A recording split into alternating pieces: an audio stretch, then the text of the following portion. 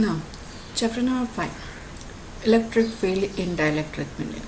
In this chapter, we are going to cover the topic of polarization, alignment of the polar molecules, effects of the electric field on the dielectric material, and we also going to touch the topic like bound charge and its physical interpretation, Gauss law in dielectrics, and then we will define the topics like susceptibility, permeability, and the dielectric constants. Finally, this topic we will cover energy in dielectric medium.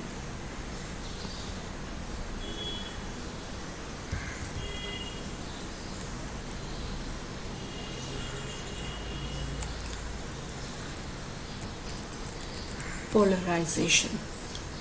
Matter classified into two main large groups, conductor and insulator. Conductor, these are the substances which have unlimited supply of the charges and that are free to move through the material.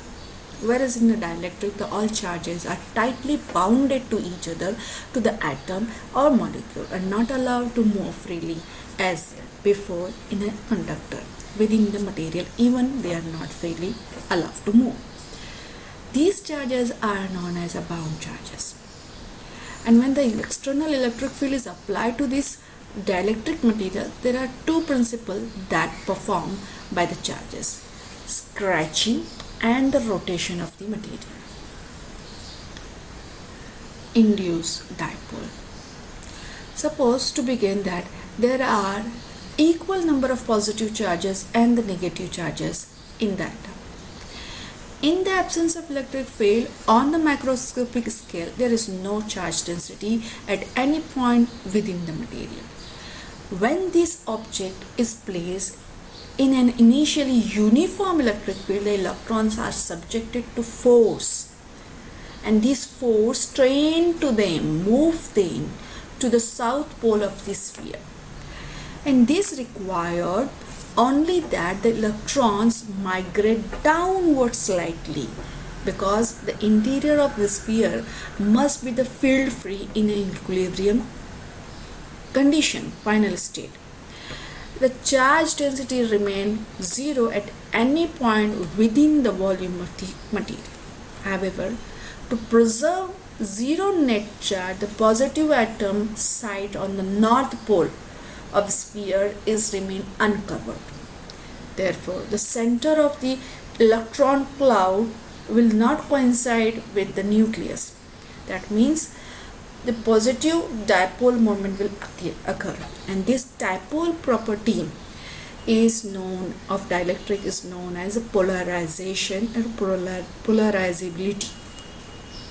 Now, because of this polarizability, the consequence of this fact that the molecule which are building block of all substance are composed of positive charges and the negative charges, and when the electric field acts on the molecule, the positive charges are displaced along the field while the negative charges in opposed to that of the field.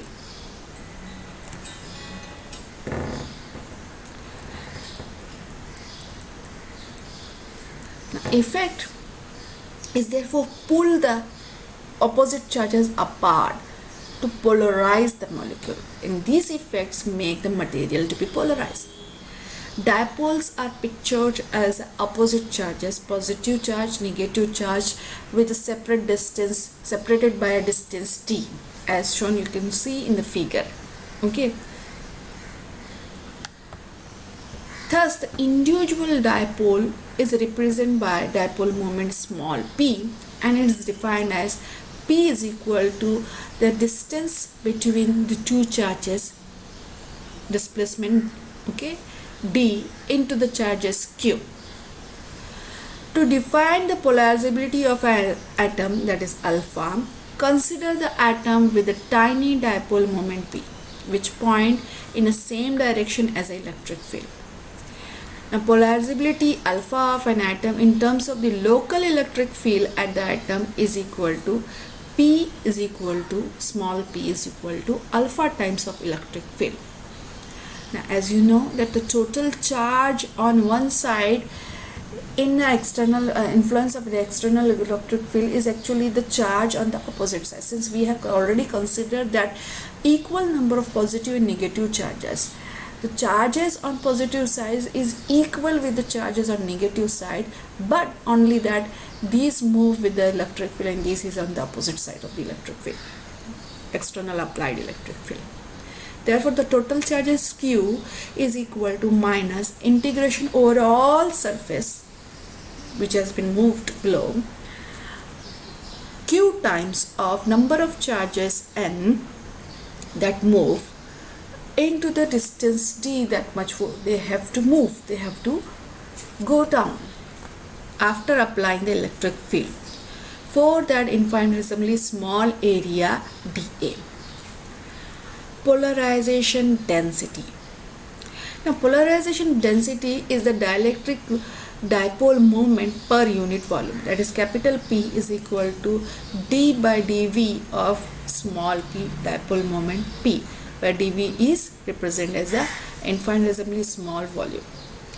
Now, electric field due to the charge sphere, as we have discussed before in lectures, that E is equal to 1 upon 4 pi epsilon naught Q by R square, where Q is the charge enclosed within the surface, that this Q is charge density into the volume enclosing that charge.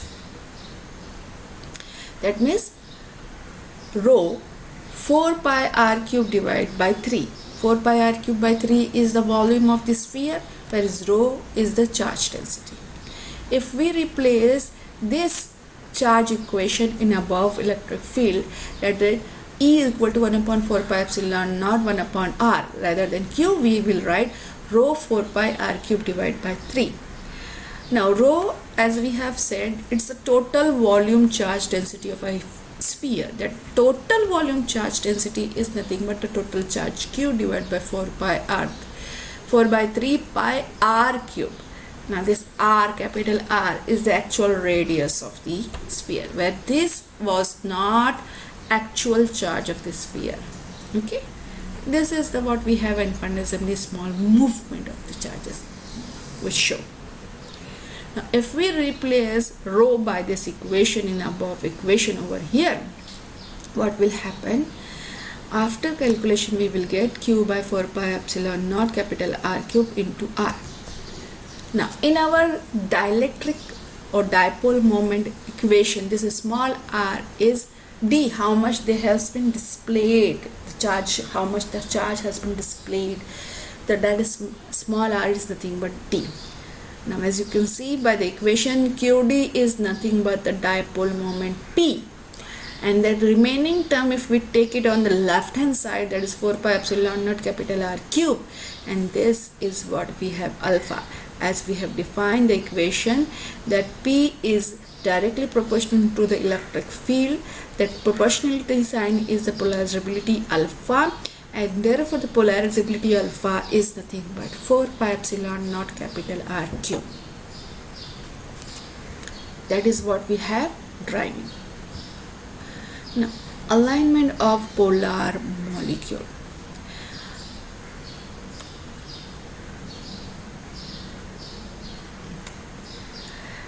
As we have discussed before, the dipole moment does not exist before applying the field. But in some molecule, the dipole moment is permanently inbuilt. One of such molecule is water. In water molecule, electrons are trained to cluster around the oxygen, and that result in the molecule to bend at 105 degree.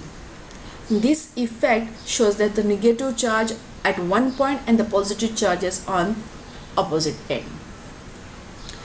As you can see from the figure, they are bent, this molecule is bent at 105 degree. Case 1. If we keep this molecule in a uniform electric field, the force on positive charge will cancel out the force on negative charge. Okay, but there will be a torque.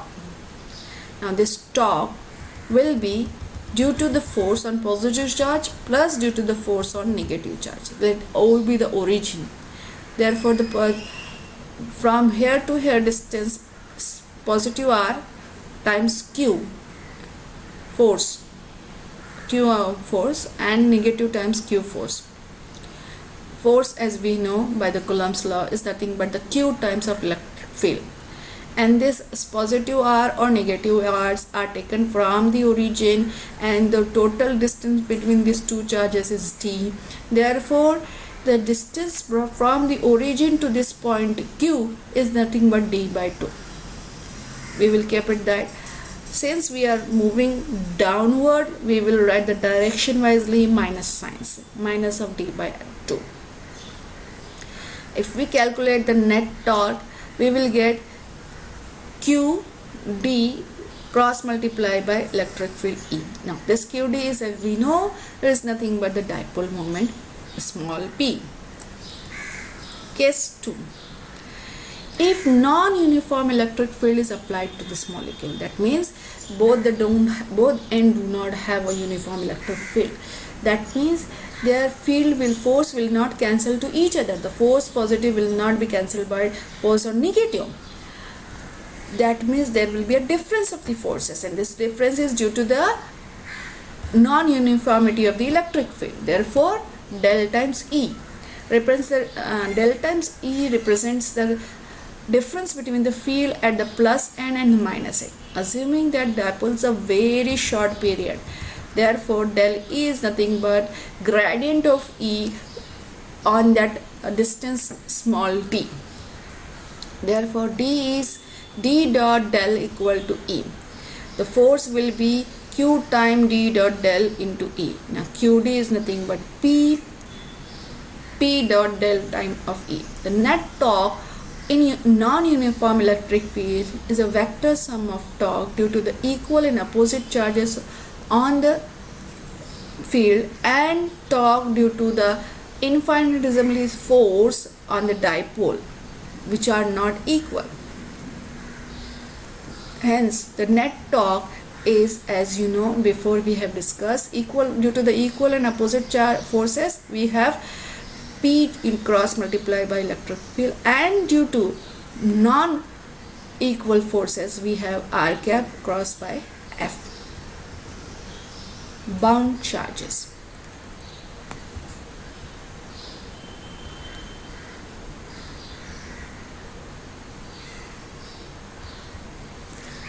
Now bound charges. A physical electric dipole consists of two equal and opposite charges separated by a distance d, as you can see from the figure. Let minus r be the distance of minus q from the point G, and plus r the same as a distance of positive q from the point G. Therefore the potential at this point G is equal to Vr 1 upon 4 pi epsilon naught q by plus r minus q by minus r. Now from the cosine's law, r plus minus square is equal to r square d by 2, since total distance is d. So from this point, mid of this, d by 2 d by 2 square plus minus dr cos of theta. That means if we take r square common from this equation, r square will be common, is nothing but 1 minus plus d by r cos theta plus of d by 4 r square. Now 1 upon plus minus r is 1 upon r. Again if we take this, we will get minus of half, term of the minus of half. Now if this is the plus minus, if we take minus 1 upon r plus minus 1 upon r minus is equal to this term for the plus and this term for the minus. This whole term is nearly equal to d by r square cos of theta, the final point. Now this term, if we replace over here in a potential, we will take q is a common, then d by r square is cos of theta. Again qd is nothing but the dipole moment P. Therefore potential V is equal to 1 upon 4 pi epsilon naught dipole moment P divided by r square cos of theta. Now this cos of theta is actually the r cap r cap is the vector from the dipole to that point, which is evaluating as where we are finding the potential. Now we have taught only for two charges. If we take overall volume d tau prime, this is the volume irrespective arbitrary volume, and we wanted to find potential at point this blue due to this volume d tau prime. Now dipole moment P, small p, is equal to polarization of this material into the volume d prime. Therefore the potential equation which we have before is P dot r cap. If we replace a small dipole moment with this polarization P dot d tau, we will get the whole potential is 1 upon 4 pi epsilon naught integration over the volume r cap P polarization vector divided by r square. As you can see from the figure, if you remember that r cap divided by r square is actually the gradient on prime of 1 upon r.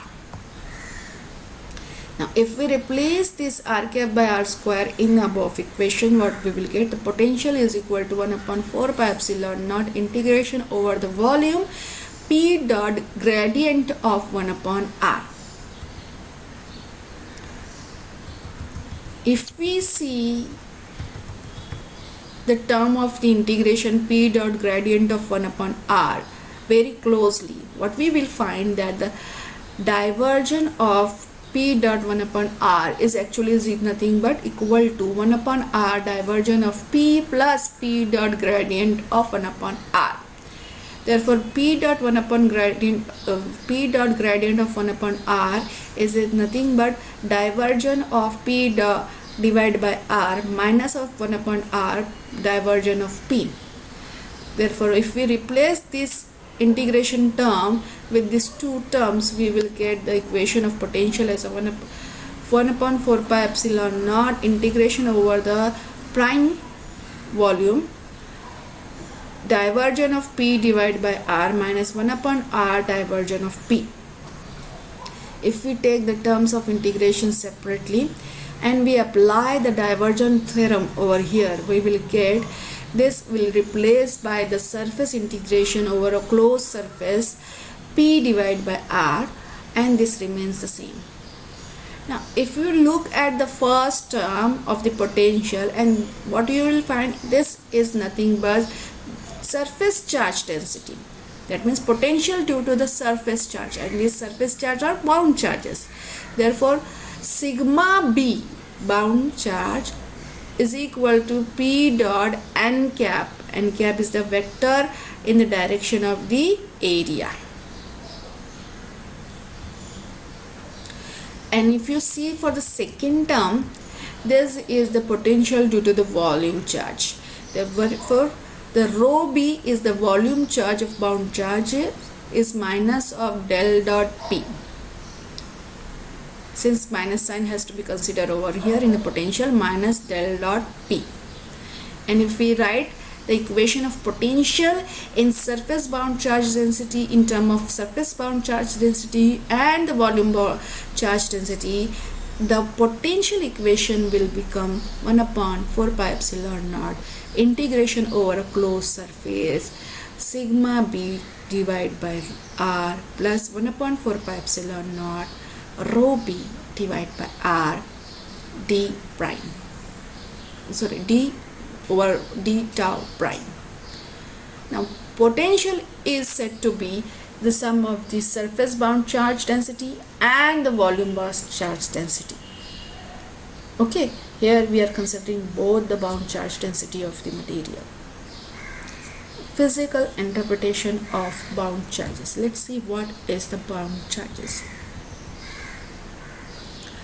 Now uniformly polarized material, if you calculate the amount of the bound charges due to the polarization which is uniform material. Now consider the tube of the dielectric material parallel to P, and we will cut the chunk of this tube and let A be the area of the cross section of that tube, and D is the length of the little chunk.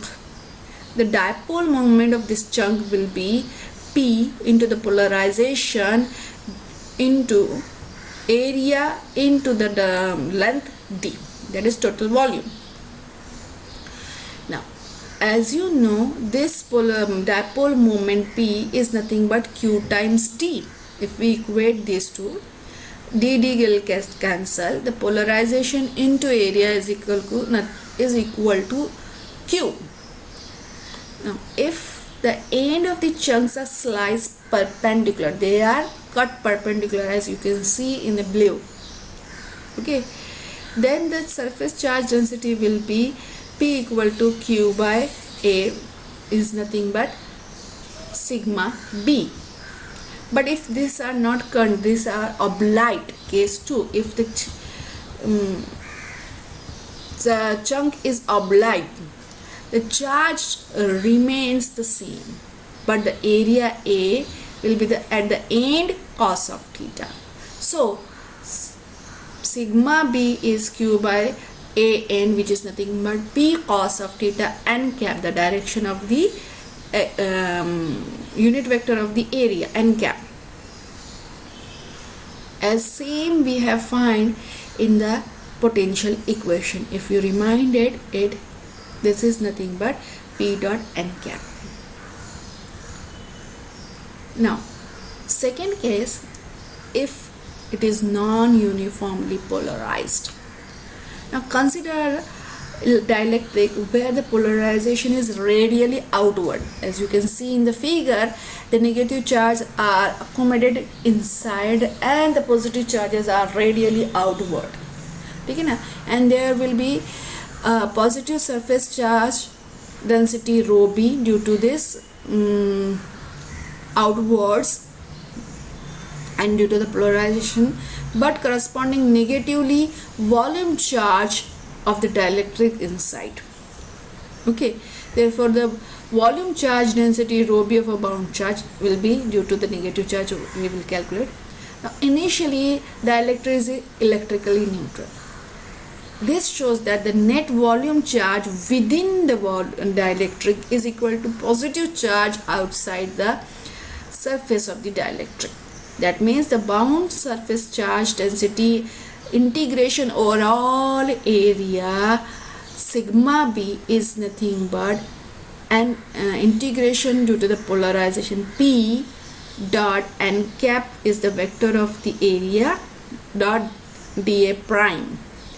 And if you apply the fundamental theorem of divergence, we will get this is nothing but del dot P d tau. Now total bound charge, surface bound charge, is equal to the total volume bound charges within the atom. Therefore, but only they are opposite. Negative sides are negative charges are inside the atom and the positive charge are radially outward. Therefore, we will write minus sign.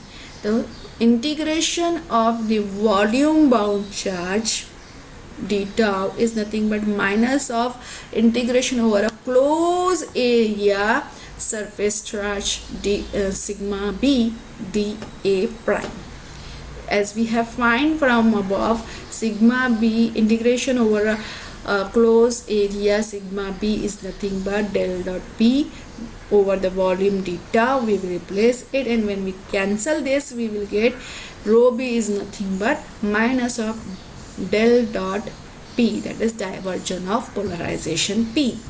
The same we have calculated in above the topic of potential. As you can see, the potential due to the bound volume charge is minus of del dot P.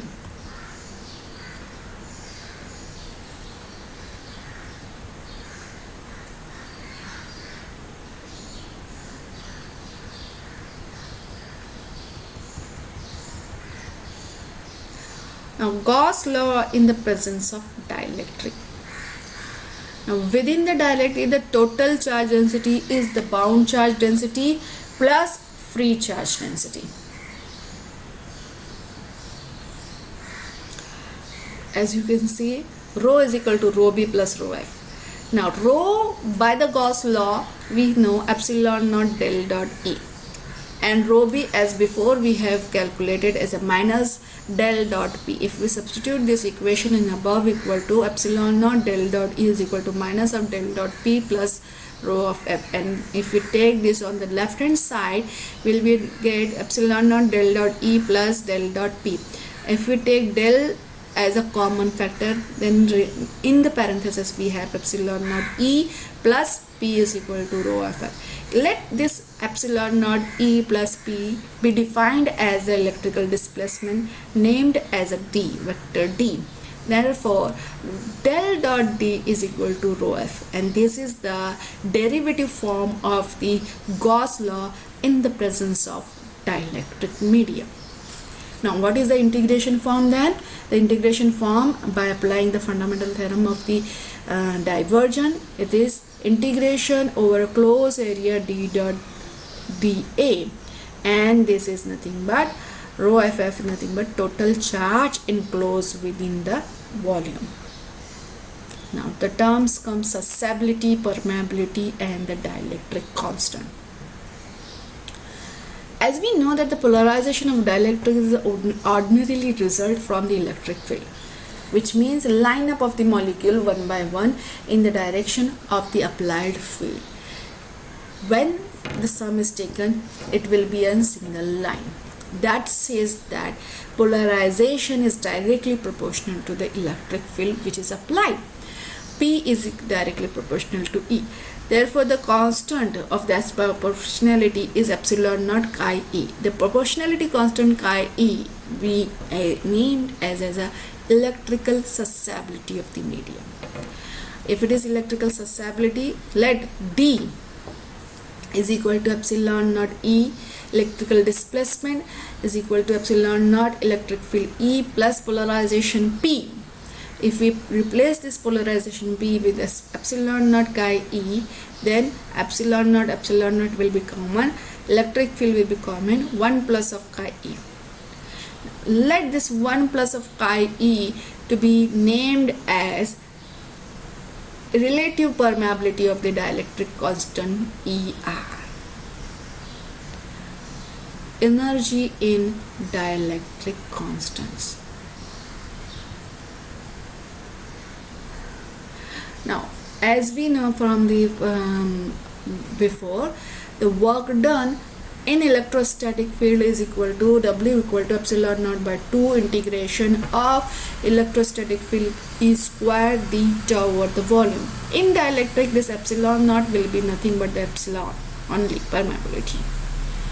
Now, this epsilon is nothing but epsilon naught ER. If we take this inside and if we divide this E square del dot E, then this term is nothing but D, that is dielectric displacement.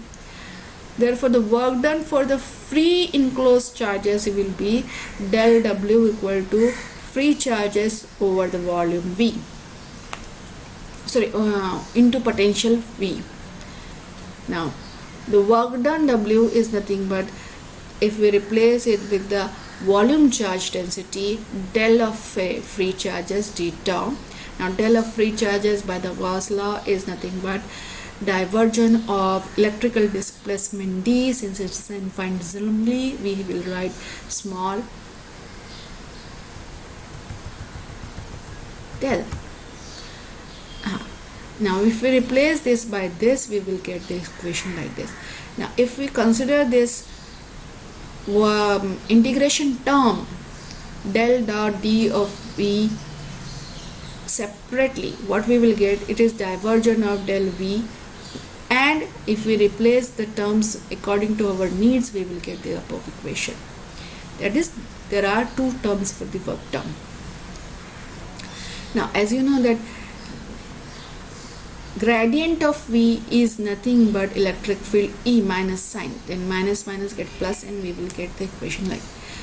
Now, divergent theorem turns the first term into the surface integral, which will vanish when we take integration over all space. Therefore, the work done only depend upon the second terms, that is integration over the volume dv d dot e. Now, if the medium is linearly dielectric, that means this d is nothing but epsilon e. Then the average 1 by 2 del of v is nothing but epsilon by 2 del of e square. Taking the derivative of e square, we will get e by epsilon by 2 times of e de. Now if 2 get cancelled, epsilon e d, and then this is nothing but d, and if we replace the in position, we will get e dot d. Now if this is the e dot d, that means if we can replace this d dot e by half of the del d dot e. Now if we cancel this del function outsidely, the work done stored as an energy of the system is nothing but half of integration over volume d dot e. Note that this equation is only valid if the material is linearly dielectric, otherwise it will not valid.